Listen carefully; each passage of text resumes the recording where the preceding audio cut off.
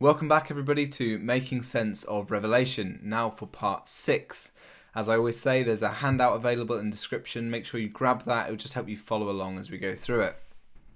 So last time, we looked at one particular character, the Beast, and we saw how that fed into the story of Revelation. And today, we're going to do the same thing. We're going to look at another character in Revelation, which is the Great Harlot. In chapter 17 and chapter 18, you find this character. So before we get there, we're going to first read Revelation chapter 12.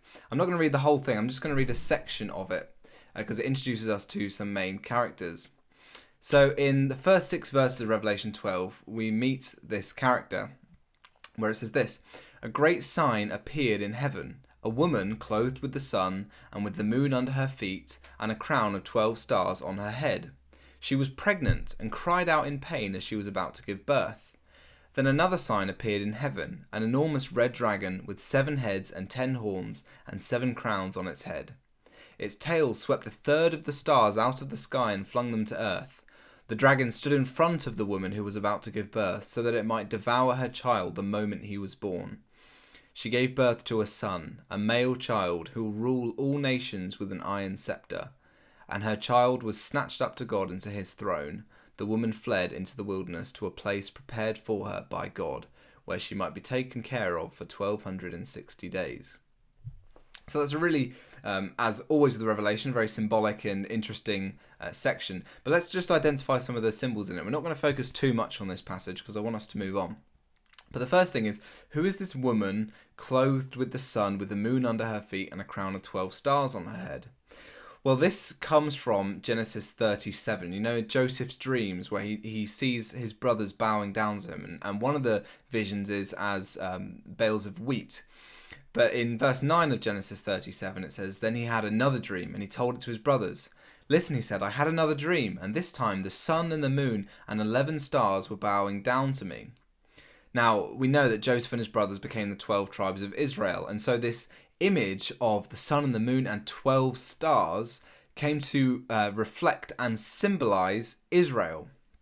So when we open this, bear in mind John is very much a Jew. This is the most Jewish book of the New Testament. When he opens this up and says, "A woman clothed with the sun, with the moon under her feet and a crown of 12 stars," it's immediately, we're supposed to be struck with Israel language. So this woman represents Israel. What about this son she has? Well, this one's a lot clearer. This is a quotation when it says that a male child who will rule the nations with an iron scepter. This is from Psalm 2. So in Psalm 2 it says, "He said to me, 'You are my son, today I have become your father. Ask of me, and I will give the nations as your inheritance, the ends of the earth as your possession. You will break them with a rod of iron, you will dash them to pieces with pottery.'" Now this is well known, and I don't know anyone who would dispute this is a messianic psalm, and so it's well accepted that this male child is Jesus, the Messiah. And so what we're seeing here in Revelation 12 is just a very brief summing up of Christ's first coming. It just mentions his birth and his ascension. It doesn't mention anything else about his life, but they're like the brackets which hold everything in. It's for the purpose of the vision. The purpose of the vision is a quick recap. It's describing past events. And so we see Satan trying to snatch Jesus before he can complete his ministry. You know, the dragon there is Satan. And so this woman represents faithful Israel, through whom the Messiah was brought through. So I think her pregnancy represents that the prophets were pregnant with anticipation for the Messiah to be brought forth. And then we see after this woman goes off into the wilderness. That's where we leave her. So she leaves to go into the wilderness, but we carry on seeing a vision. And what we see is that Satan, the dragon, he fails to pursue her son, fails to catch Jesus. Obviously, Jesus completed his ministry. And so he starts to pursue her children. And we're told in verse 17 that his children are those who keep God's commands and hold fast their testimony about Jesus. So her children are Christians. And he sees that he goes to make war on them. And that's where this chapter ends, and it leads us into chapter 13, which is the chapter we're in part 5. So the dragon in chapter 13 empowers the beast to make war on the saints. So what we're seeing is Satan going to empower the Roman Empire. And so, as I say, that leads into what we saw last time. It gives us some background to the beast's power. But what we're seeing here in chapter 12 is that this woman represents faithful Israel. She brings forth the Messiah, and then she goes off into the wilderness.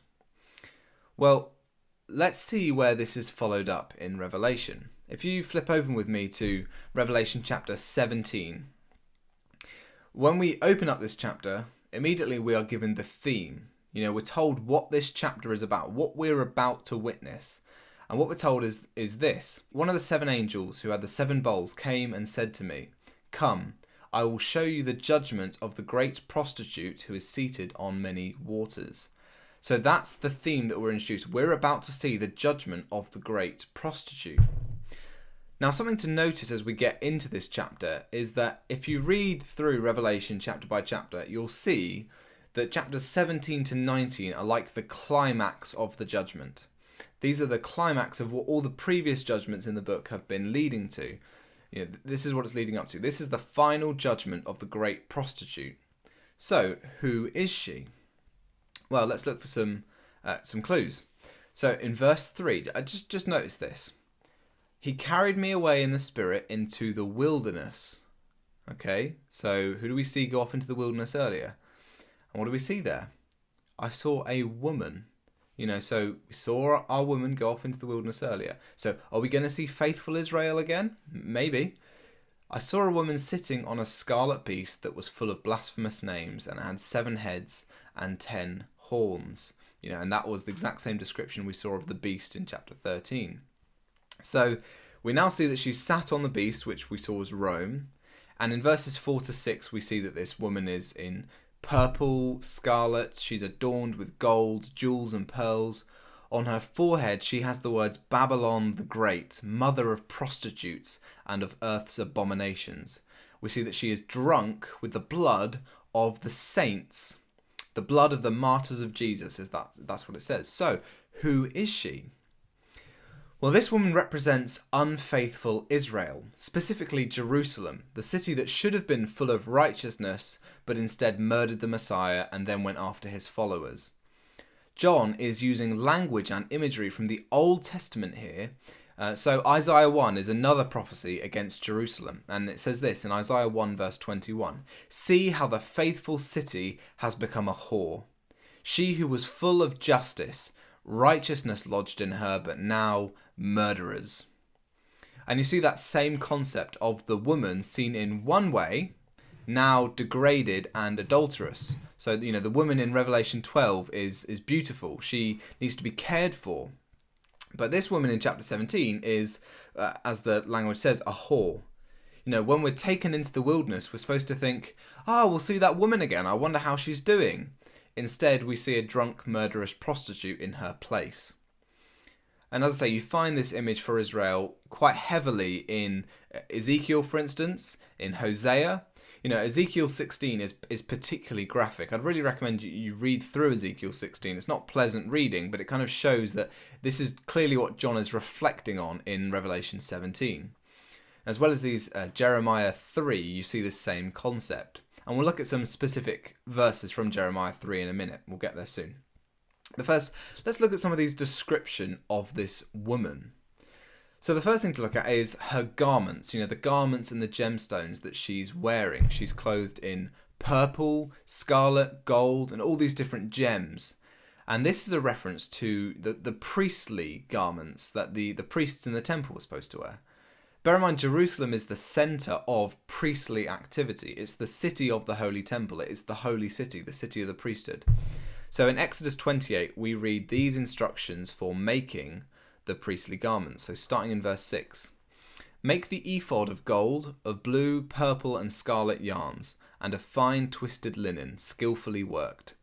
It shall have 2 shoulder pieces attached to its 2 edges, that it may be joined together. And the skillfully woven band on it shall be made like it, and be of one piece with it, of gold, blue, purple and scarlet yarns, and fine twisted linen. You shall take 2 onyx stones, and engrave on them the names of the sons of Israel, 6 of their names on the one stone, and on the names of the remaining 6 on the other stone, in the order of their birth. As a jeweller engraves signets, so shall you engrave the 2 stones with the names of the sons of Israel. You shall enclose them in settings of gold." And it carries on throughout the chapter. If you read through Exodus 28, you see that these are the same jewels and material for the breastplate and for the turban. These colours and these jewels were the pattern of the priestly garments. And so we see that the harlot is dressed in priestly garments, and it's supposed to be a jarring image for us. It's like if you were to see someone cheating on their husband wearing their wedding dress, or a policeman blackmailing someone. These are jarring images because they're doing the exact opposite of what someone in their position is expected to do. So in the same way, having this adulterous Jerusalem still wearing her priestly attire is that same jarring image. But the other thing is, apart from these garments, Josephus, the historian I've referenced before, tells us that the curtain in the Holy of Holies was a Babylonian weave made of these colours of scarlet, purple and gold. So these colours, I think, represent the priestly nature of Jerusalem, but as I say, dressed on a prostitute. It's supposed to be not quite right. The second thing we notice about her is on her forehead, she has that title, Babylon the Great, mother of prostitutes and of earth's abominations. Now again, this is an image from Exodus 28, the same chapter as before. So it says, again about the priestly garments, you shall make a plate of pure gold and engrave on it, like the engraving of a signet, holy to the Lord. You shall fasten it on the turban by a cord of blue, it shall be on the front of the turban. So the priest on his forehead had holy to the Lord. But now that harlot has like an unholy mirroring of it. Babylon the Great, mother of prostitutes. It's a reversal of what she's supposed to be. But I also think that this is a reference to Jeremiah 3, the passage I referenced earlier. So in Jeremiah 3 verse 3, God is speaking to Judah and he's made a comment about her being a prostitute and an adulteress. And he says, you have the forehead of a whore. You refuse to be ashamed.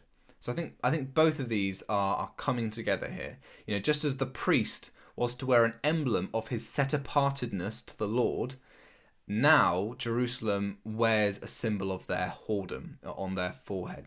She just expresses her adulterousness. Another thing to look at is that she's drunk on the blood of the saints. This is quite self-explanatory. It's a description of Jerusalem's persecution of the Christians. As I say, this is a well-documented thing in the book of Acts particularly. If you think of Stephen's stoning, for instance, and then immediately after in chapter 8, it says all the Christians scattered after that point because of the persecution. So that's the blood of the saints. Now a bit further on in chapter 18, verse 24, after this adulteress is destroyed, we read this. There's kind of a bloody autopsy, and it says, in her was found the blood of the prophets and the saints, all who have been slain on the earth. This, as I say, this bloody autopsy is finding her. She's the one full of the blood of the prophets. This is the same language that we saw Jesus using against Jerusalem in Matthew 23. So in part 3, I think it was, we looked at Jesus' curse on Jerusalem, where he says, woe to you scribes and Pharisees, hypocrites, for you build the tombs of the prophets and decorate the monuments of the righteous, saying, if we had lived in the days of our fathers, we would not have taken part in shedding the blood of the prophets. Thus you witness against yourselves that you are sons of those who murdered the prophets. Fill up then the measure of your fathers, you serpents, you brood of vipers, how are you to escape being sentenced to hell? Therefore I send you prophets and wise men and scribes, some of whom you will kill and crucify, and some you will flog in your synagogues and persecute from town to town, so that on you may come all the righteous blood shed on earth, from the blood of righteous Abel and the blood of Zechariah the son of Barachiah, whom you murdered between the sanctuary and the altar. Truly I say to you, all these things will come upon this generation. Now obviously we're seeing these things now come upon this generation. That's what Revelation is about. And the last thing that we see about this woman is that the angel identifies the woman to John in verse 18 as the great city. So the angel says to John, and the woman you saw is the great city that has dominion over the kings of the earth. Well, just as the woman was already introduced earlier in the book, so was the phrase the great city. So you might remember in part 4, in Revelation chapter 11, verse 8, when we were talking about the two prophets, it says their dead bodies will lie in the street of the great city. that symbolically is called Sodom and Egypt. And you think, oh, well, where's that? Where their Lord was crucified. So Jerusalem's the only place that Jesus was crucified. So it would be inconsistent for John to identify this place for us, the great city, and then later on, with no mention, be talking about somewhere else. He's talking about the same place as before.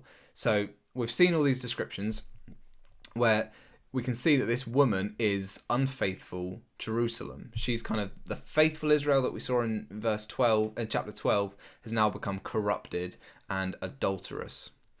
So what we're seeing here is John is doing a very provocative thing by calling Jerusalem Babylon. You know, Babylon, the great enemy of God's people, a byword for wickedness and paganism, now applied to the holy city of God. It's a testament to how wicked and corrupt they have become. And we see Peter do the same thing in 1 Peter chapter 5. He calls Jerusalem Babylon. Now, it's worth saying that some people seem to get a bit confused here and think that the beast and the woman are the same thing. So, almost every commentator will say that the beast is Rome. You know, the descriptions are far too obvious, and yeah, I completely agree, and we saw that last time. The beast is Rome. But some people will say that John is referring to Rome as Babylon here. But that's simply not correct. We need to see something really important, that the woman and the beast are very different characters. The woman is called Babylon, not the beast she is riding on. They aren't both Rome, otherwise the chapter makes no sense, as we'll see in a minute. Now, the woman is seated on the beast, which is not a description of geography, but political alliance, right? So, obviously, Jerusalem is not in Rome.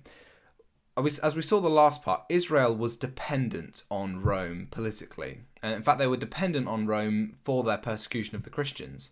They used their power, they appealed to Caesar in order to persecute Christians. They couldn't have killed Jesus if it wasn't for their dependence on Rome. They were sat on the beast. So remember, the purpose of this vision that we saw at the beginning was that the angel told John, come and see the judgment of the prostitute. Well, the first half isn't showing the judgment. The first half is just showing Jerusalem all buddy-buddy with Rome. And we're told they're of one mind. A bit further down, it says they're of one mind. And together they will make war on the Lamb. You know, and that's obviously about making war on the Christians, which they did. But it says after, but the Lamb will conquer them. For he is Lord of lords and King of kings. And those with him are called and chosen and faithful. So they've tried to persecute God's people, but they've failed because obviously Jesus is Lord. But then we move into verse 15 to 18, and these are about her judgment. They tell us how she's judged.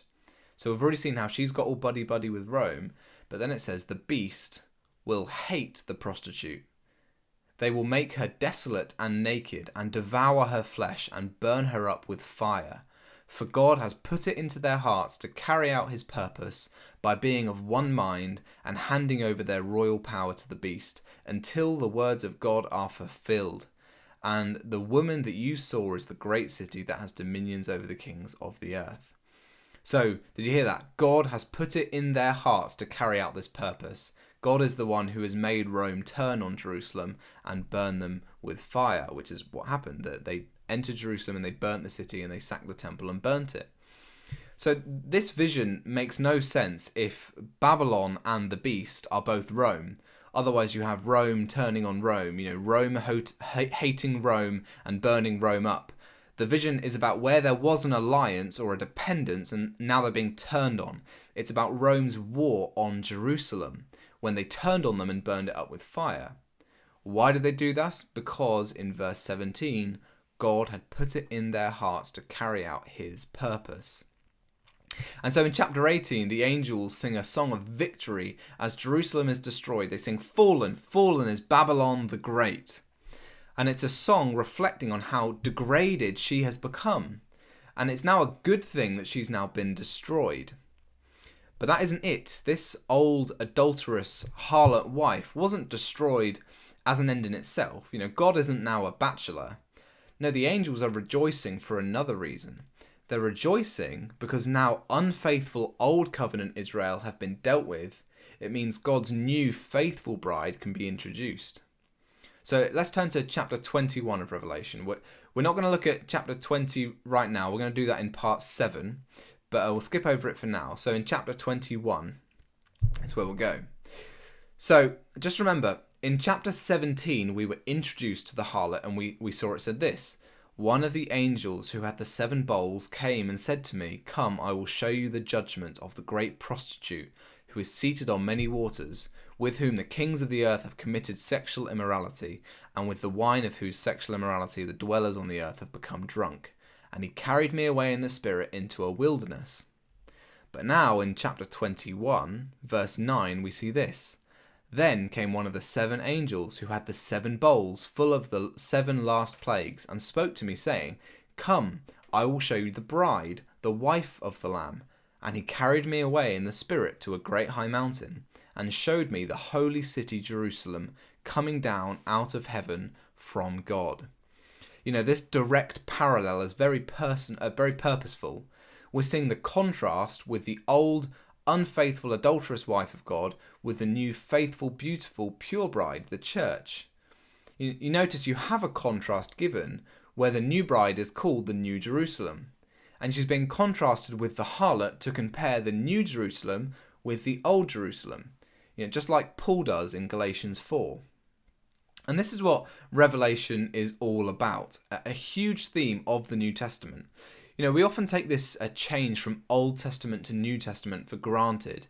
You know, we don't all live in a geopolitical nation anymore. We don't all worship in one temple anymore. We are now spread out, both Jew and Gentile, to spread God's kingdom over the whole of creation under the rule of Jesus. And in order for that to happen, God had to deal with those crumbling ruins that still remained in the old order of things. But we're going to hold that thought, because we're going to focus a lot more on the application of this book in the final part, part 8. So today we've seen how this harlot, this great prostitute, was old, unfaithful Jerusalem. And we saw that the beast Rome turned on her, attacked her, so that alliance that they had, that dependency she had on him, was turned on, and he burnt her with fire, and this was to achieve God's purposes. It's chapter 17 to 18 or to 19 are a description of Rome fulfilling God's purpose and destroying Jerusalem. So as always, I'm more than happy to explain anything further that you need clarifying, and as I say, to defend anything. I'd love to talk these things through, and I hope you enjoyed that, and I'll see you in part 7. Thanks a lot. Bye.